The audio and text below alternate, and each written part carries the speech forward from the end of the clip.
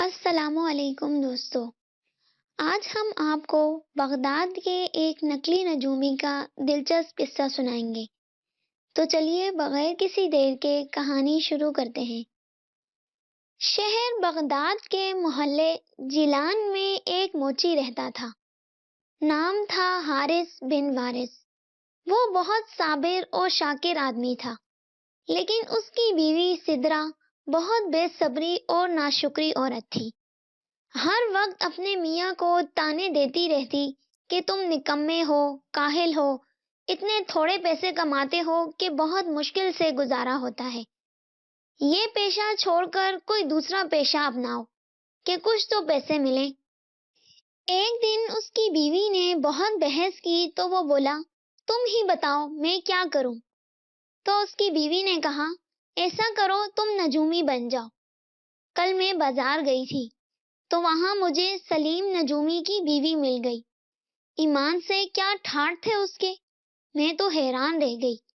آگے پیچھے دو دو نوکر تھے اس کے، کپڑے ایسے پہنے تھے کہ میں نے تو کبھی خواب میں بھی نہیں دیکھے ہوں گے۔ اس نے ایک دکان سے 5,000 کا ایک قالین خریدا۔ ہمیں تو 5 روپے کی دری بھی نصیب نہیں۔ دیکھو میری بات مانو، تم بھی نجومی بن جاؤ۔ بیوی کی بات سن کر حارث بولا، ارے نیک بخت، مجھے تو علم نجوم کی الف بے کا بھی نہیں پتا، میں نجومی کیسے بن سکتا ہوں؟ جب وہ سلیم کا بچہ نجومی بن سکتا ہے تو تم کیوں نہیں بن سکتے؟ سدرا تنک کر بولی، بس میں نے کہہ دیا، کل سے تم موچی نہیں نجومی ہوگے۔ حارث نے بیوی کو سمجھانے کی بہت کوشش کی، لیکن وہ بھی اپنی ضد کی پکی تھی، کسی طرح نہ مانی۔ آخر اس کو بیوی کے سامنے ہتھیار ڈالنے پڑے۔ دوسرے دن صبح کو حارث نے چوغا پہنا، کمر میں پٹکا باندھا، سر پر عمامہ رکھا اور بازار جا کر ایک بند دکان کے تھڑے پر بیٹھ گیا۔ آئیے صاحبان آئیے، غیب کا حال معلوم کیجیے، میں آپ کے ستاروں کی چال بدل کر آپ کی ہر مشکل آسان کر سکتا ہوں۔ آئیے آئیے، مت شرمائیے، مت گھبرائیے، میں بہت پہنچا ہوا نجومی ہوں۔ اس کی آوازیں سن کر آن کی آن میں اس کے گرد لوگوں کا مجمع لگ گیا۔ اس مجمع میں بغداد کا ایک مشہور جوہری بھی تھا۔ وہ لوگوں کی بھیڑ کو چیرتا ہوا حارث کے پاس آیا اور بولا، یا شیخ، میں ایک جوہری ہوں۔ بادشاہ سلامت نے مجھے اپنا تاج پالش کرنے کے لیے دیا تھا۔ اس کا ایک ہیرا غائب ہو گیا ہے۔ اگر وہ ہیرا نہ ملا تو میں بے موت مارا جاؤں گا۔ جوہری کی بات سن کر حارث آسمان کی طرف دیکھ کر بولا، تمہارا ستارہ گردش میں ہے، اسے گردش سے نکالنے میں 1 گھنٹہ لگے گا۔ اب تم جاؤ، 1 گھنٹے بعد آنا۔ کہنے کو تو اس نے یہ کہہ دیا، مگر دل میں وہ گھبرا رہا تھا کہ ہیرے کے چور کا پتہ کیسے چلائے گا۔ اس کے تو فرشتوں کو بھی معلوم نہیں تھا کہ چور کون ہے اور ہیرا کہاں ہے۔ اس نے ایک ٹھنڈی سانس بھری اور بولا، ارے سدرا، تو نے اپنے شوہر کو کس مصیبت میں پھنسا دیا ہے؟ اتفاق کی بات کہ اس مجمع میں جوہری کی بیوی بھی موجود تھی، اور اس پر یہ بھی اتفاق کہ اس کا نام بھی سدرا تھا۔ حارث کی یہ بات سن کر وہ سمجھی کہ اس نجومی کو معلوم ہو گیا ہے کہ ہیرا میں نے چرایا ہے۔ وہ تھر تھر کانپتی ہوئی آگے بڑھی اور حارث کے چوغے کا دامن پکڑ کر بولی، یا شیخ، مجھے معاف کر دیجئے، میں اس جوہری کی بیوی ہوں۔ میں نے ہیرا چرانے کی نیت سے نہیں لیا تھا، میں اسے صرف دیکھنا چاہتی تھی، لیکن اب سمجھ میں نہیں آتا کہ اسے کیسے واپس کروں۔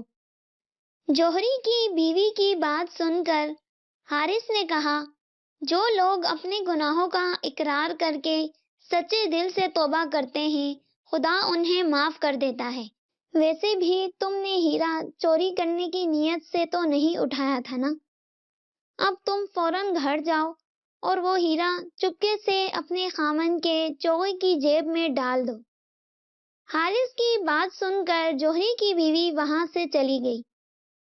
1 گھنٹے بعد جوہری واپس آیا تو حارث نے کہا، تمہارے ستارے کی چال کچھ بگڑی ہوئی تھی، اب میں نے ٹھیک کر دی ہے، تم گھر جاؤ، ہیرا تمہارے چوغے کی جیب میں مل جائے گا۔ حارث کی بات سن کر جوہری الٹے قدموں گھر گیا اور چوغے کی جیب ٹٹولی تو ہیرا اس میں موجود تھا۔ وہ خوشی سے پھولا نہ سمایا۔ اس نے ایک تھیلی میں سونے کی اشرفیاں بھری اور حارث کے پاس آ کر بولا، یا شیخ، آپ تو سچ مچ بہت پہنچے ہوئے نجومی ہیں، ہیرا میرے چوغے کی جیب میں ہی پڑا تھا، لیجئے میری طرف سے یہ حقیر نذرانہ قبول کیجئے۔ اس نے اشرفیوں کی تھیلی حارث کے ہاتھوں میں تھما دی۔ اس نے گھر آ کر تھیلی بیوی کو دی اور بولا، لو یہ اشرفیاں، اب مجھ سے یہ کام مت کروانا، آج تو میں بچ گیا، روز روز نہیں بچوں گا۔ اس کی بیوی تو اشرفیاں دیکھ کر ہی پاگل ہو گئی تھی۔ اس نے اس کی بات سنی انسنی کر دی اور اشرفیاں گننے لگی۔ دوسرے دن ناشتے کے بعد وہ دکان پر جانے لگا تو اس کی بیوی نے کہا، کدھر چلے؟ اب تم حارث موچی نہیں، بغداد کے مشہور نجومی حارث بن وارث ہو۔ بازار جاؤ اور لوگوں کو بیوقوف بنا کر ان کی جیبیں خالی کراؤ۔ حارث نے مجبوراً نہ چاہتے ہوئے بھی چوغا پہنا، کمر میں پٹکا باندھا، سر پر عمامہ رکھا اور بازار جا کر ایک بار پھر بند دکان کے تھڑے پر بیٹھ گیا۔ آہستہ آہستہ لوگ جمع ہونے لگے، کوئی کچھ پوچھتا تو کوئی کچھ۔ حارث یوں ہی الٹے سیدھے جواب دے کر ان سے پیسے اینٹھ لیتا۔ شام کو گھر واپس آتا تو اس کی جیب بھری ہوئی ہوتی۔ ایک دن صبح کو وہ بازار جانے کی تیاری کر رہا تھا کہ کسی نے دروازہ کھٹکھٹایا۔ وہ باہر نکلا تو دیکھا 2 سپاہی کھڑے ہیں۔ انہوں نے ادب سے اسے سلام کیا اور بولے، بادشاہ سلامت نے آپ کو یاد فرمایا ہے، ابھی اسی وقت ہمارے ساتھ چلیے۔ حارث ان کے ساتھ شاہی محل میں پہنچا تو وہاں بادشاہ اور وزیروں کے علاوہ شہر کا کوتوال بھی موجود تھا۔ وہ دل میں ڈرا کہ خدا خیر کرے، کہیں بادشاہ کو معلوم تو نہیں ہو گیا کہ میں اصلی نجومی نہیں ہوں اور لوگوں کو بیوقوف بنا کر پیسے بٹورتا ہوں۔ اس نے جھک کر بادشاہ کو 3 فرشی سلام کیے اور ہاتھ باندھ کر سر جھکا کر کھڑا ہو گیا۔ تو بادشاہ نے اس سے کہا، پرسوں رات ہمارے خزانے سے ہیرے جواہرات کے 40 صندوق غائب ہو گئے ہیں۔ پولیس چوروں کا سراغ لگانے میں ناکام رہی ہے۔ ہم نے سنا ہے کہ تم بہت اچھے نجومی ہو، اگر تم نے چوروں کا پتہ لگا لیا تو ہم تمہیں منہ مانگا انعام دیں گے۔ بادشاہ کی بات سن کر حارث بولا، عالیجا، یہ کسی ایک چور کا کام نہیں ہے، یہ 40 چوروں کا کام ہے۔ ان کی کھوج لگانے میں مجھے 40 دن لگیں گے۔ حارث کی بات سن کر بادشاہ نے کہا، ٹھیک ہے، ہم تمہیں 40 دن دیتے ہیں، لیکن اگر تم نے 40 دنوں میں ان چوروں کا سراغ نہ لگایا تو تمہاری کھال کھچوا کر بھس بھروا دیں گے۔ بادشاہ کا حکم سن کر حارث گرتا پڑتا گھر آیا اور بیوی سے بولا، جلدی کرو اور بوریاں بستر باندھو تاکہ یہاں سے نکل چلیں۔ حارث کی بات سن کر بیوی نے کہا، کہاں چلیں؟ تو حارث غصے سے بولا، تمہاری اماں کے گھر۔ اس کی بیوی بولی، میری اماں کو تو مرے 10 سال ہو گئے ہیں، مگر میں تم سے یہ پوچھتی ہوں، یہ ایکا ایکی بوریاں بستر گول کرنے کی کیوں سوجھی تمہیں؟ بیوی کے پوچھنے پر حارث نے کہا، چوروں نے بادشاہ کے خزانے سے ہیرے جواہرات کے 40 صندوق چرا لیے ہیں اور اب بادشاہ نے مجھے ان کا کھوج لگانے کا حکم دیا ہے۔ میں نے 40 دن کی مہلت مانگی ہے، اگر میں 40 دن کے اندر چوروں کو نہ پکڑوا سکا تو بادشاہ میری کھال کھچوا کر اس میں بھوسا بھروا دے گا۔ اس لیے میں کہہ رہا ہوں کہ ہم یہاں سے بھاگ نکلتے ہیں۔ حارث کی بات سن کر اس کی بیوی بولی، ہم کہیں نہیں جائیں گے، تم ڈرو مت، 40 دن بہت ہوتے ہیں، ہو سکتا ہے چور خود ہی پکڑے جائیں، یا ہو سکتا ہے بادشاہ ہی مر جائے۔ بیوی کی بات سن کر حارث بولا، اور اگر ان باتوں میں سے کوئی بات نہ ہوئی تو پھر ہم 40ویں دن رات کو یہاں سے بھاگ جائیں گے۔ عراق کے شہر بصرہ میں میری ایک خالہ رہتی ہے، وہ ہمیں پناہ دے دیں گی۔ سدرا نے کہا۔ تو حارث بولا، لیکن ہمیں یہ کیسے پتا چلے گا کہ کتنے دن گزر گئے ہیں؟ نہ مجھے لکھنا آتا ہے نہ تمہیں۔ سدرا سوچ میں پڑ گئی، پھر بولی، میں روز شام کو مرتبان میں ایک کنکری ڈال دیا کروں گی، اس طرح معلوم ہوتا رہے گا کہ اتنے دن گزر گئے ہیں۔ دوسری طرف جن چوروں نے شاہی خزانے میں چوری کی تھی، ان کا ایک ساتھی شاہی محل کی جاسوسی کرتا تھا۔ اس نے اپنے سردار کو بتایا کہ بادشاہ نے بغداد کے ایک نجومی کو ہمارا کھوج لگانے پر مقرر کیا ہے۔ یہ شخص نجوم کا بہت بڑا عالم ہے۔ اس نے بادشاہ کو ہماری صحیح تعداد بتا دی ہے اور وعدہ کیا ہے کہ 40 دن کے اندر وہ ہمیں پکڑوا دے گا۔ اس کی بات سن کر سردار بولا، ارے بیوقوف، چوروں کی تعداد تو ایک بچہ بھی بتا سکتا ہے۔ ظاہر ہے 40 صندوق 40 آدمی ہی اٹھائیں گے، اس لیے اس نے بادشاہ کو بتا دیا کہ یہ 40 چوروں کا کام ہے۔ لیکن پھر بھی یہ نجومی بہت چالاک معلوم ہوتا ہے، ہمیں اس کی نگرانی کرنی چاہیے۔ تم آج شام اس کے گھر جانا اور معلوم کرنا کہ وہ کیا کرنے والا ہے۔ پھر اس شام وہ چور حارث کے گھر کے پاس پہنچا تو اسے کھڑکی میں باتوں کی آواز آئی۔ وہ کان لگا کر سننے لگا۔ اسی وقت حارث کی بیوی سدرا نے مرتبان میں ایک کنکری ڈالی اور حارث زور سے بولا، 40 میں سے ایک گیا۔ انہوں نے تو دن گنتی کرنے کے لیے مرتبان میں ایک کنکری ڈال کر یہ کہا تھا کہ 40 میں سے ایک گیا، لیکن یہ سن کر چور کی سٹی گم ہو گئی۔ وہ بھاگا بھاگا اپنے اڈے پر گیا اور سردار سے بولا، سچ مچ وہ بہت پہنچا ہوا نجومی ہے۔ جو ہی میں نے اس کی کھڑکی پر کان لگائے، اس نے کہا 40 میں سے ایک گیا۔ اس چور کی بات سن کر سردار نے کن انکھیوں سے اپنے باقی ساتھیوں کو دیکھا تو وہ خوف سے کانپ رہے تھے۔ سردار ان کی ہمت بندھانے کے لیے زبردستی مسکرایا اور بولا، تم نے غلط سنا ہوگا، کل 2 آدمی جائیں اور نجومی کی کھڑکی سے کان لگا کر اس کی باتیں سنیں۔ دوسرے دن شام کو 2 چور چھپتے چھپاتے حارث کے گھر کے پاس پہنچے اور کھڑکی سے کان لگا کر کھڑے ہو گئے۔ اسی وقت حارث کی بیوی سدرا نے دوسری کنکری مرتبان میں ڈالی اور حارث زور سے بولا، 2 گئے، اب 38 رہ گئے۔ یہ سن کر دونوں چور سر پر پاؤں رکھ کر بھاگ کھڑے ہوئے اور انہوں نے جا کر سردار کو بتایا کہ یہ نجومی واقعی غیب کا علم جانتا ہے۔ ہم اس کی کھڑکی کے پاس پہنچے تو اس سے معلوم ہو گیا کہ ہم 2 ہیں۔ یہ سن کر سردار نے غصے سے پیر پٹکے اور چلا کر بولا، تم دونوں بھی بدھو ہو، کل 3 آدمی جائیں گے اور کان کھول کر دھیان سے سنیں گے کہ وہ دونوں کیا باتیں کر رہے ہیں۔ پھر تیسرے دن 3 چور گئے، چوتھے دن 4، 5ویں دن 5 اور 39 دن تک یہ سلسلہ چلتا رہا۔ سدرا روز شام کو مرتبان میں ایک کنکری ڈالتی، حارث زور سے کنکریوں کی تعداد بتاتا اور چور سمجھتے کہ وہ ان کی تعداد بتا رہا ہے، جسے سن کر وہ ڈر کر بھاگ جاتے۔ 40ویں دن شام کو سردار اپنے تمام ساتھیوں کے ساتھ حارث کے گھر پہنچا اور کھڑکی سے کان لگا کر کھڑا ہو گیا۔